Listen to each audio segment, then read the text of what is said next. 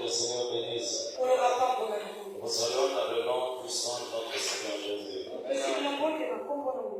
Et donc, nous sommes en train de parler de la croix.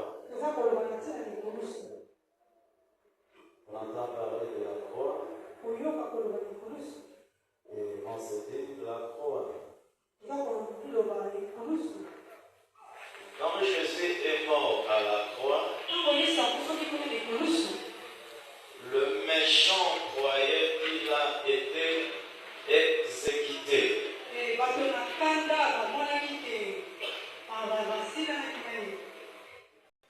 C'est ça la pensée des humains.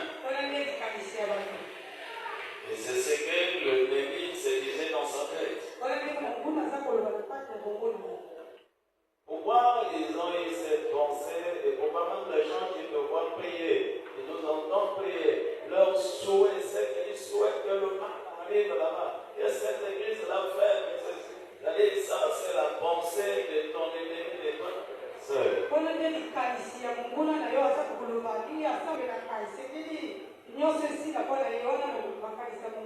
Donc, tous ceux qui te combattent, leur souci, c'est d'entendre que tu as échoué, que tu es dans la douleur, que tu es dans le malheur.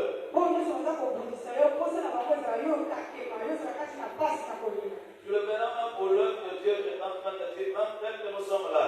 Il y a même les gens qui souhaitent, même dans le quartier, que l'église la fait, qu'il y ait des problèmes là-bas. Donc, ceux qui combattent ont toujours de telles pensées.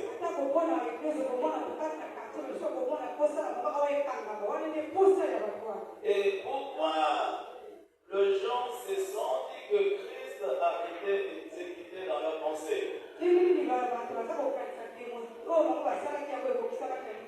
Parce que Jésus dérangeait leur manière de faire. Il dérangeait leur manière de vivre.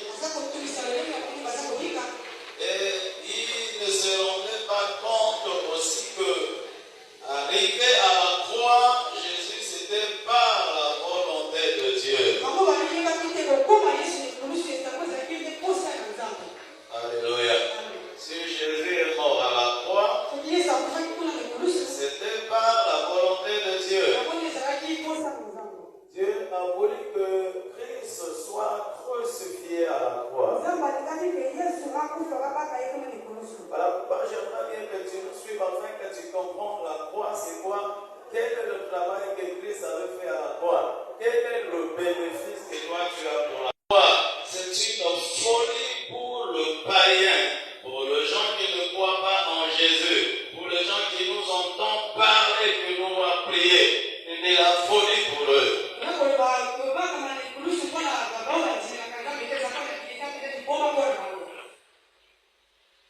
À la croix, Jésus a fait un grand travail.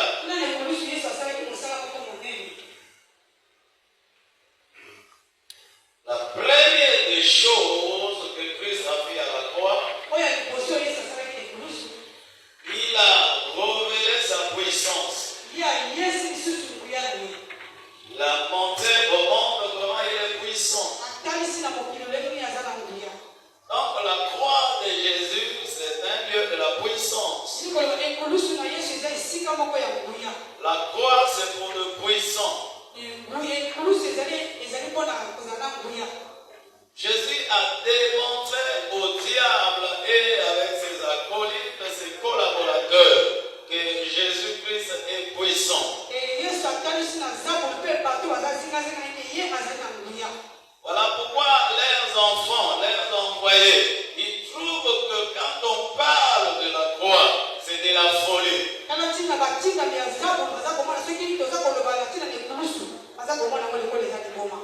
La prédication de la croix, c'est une folie pour ceux qui périssent. Je bénis Dieu parce que toi tu as choisi un bon chemin. Et tu ne péris pas, tu es en train d'avancer sur le bon chemin avec Jésus. Donc le premier point de le grand travail de la croix, c'est la puissance, la démonstration de la puissance. Et tout enfant de Dieu doit être puissant, il doit se revêtir de la puissance.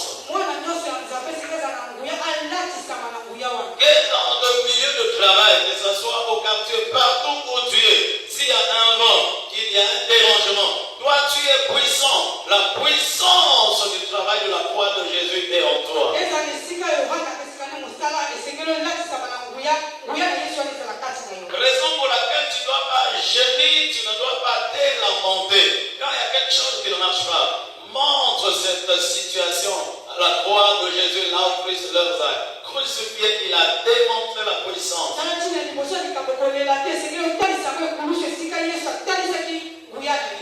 Et la deuxième des choses de notre bénéfice à la croix de Jésus, Dieu a montré son amour sur la croix. Alléluia. Romains 5:8.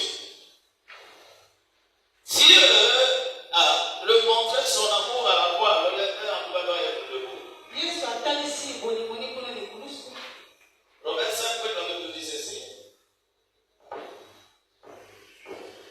Mais Dieu prouve son amour envers nous, en ce que, lorsque nous étions encore des pécheurs, Christ est mort pour nous. Est-ce qu'on peut acclamer pour Jésus?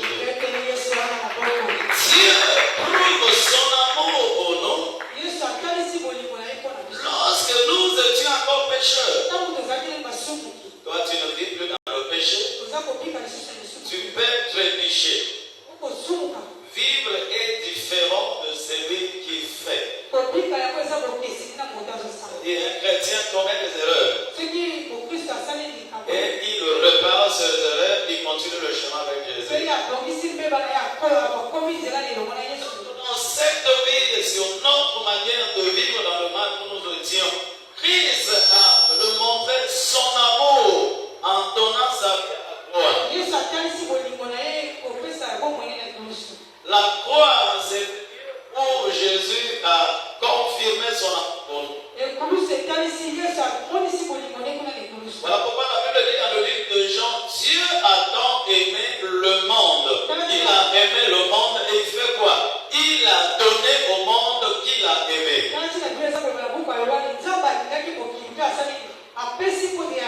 Il n'y a pas un amour sans donner.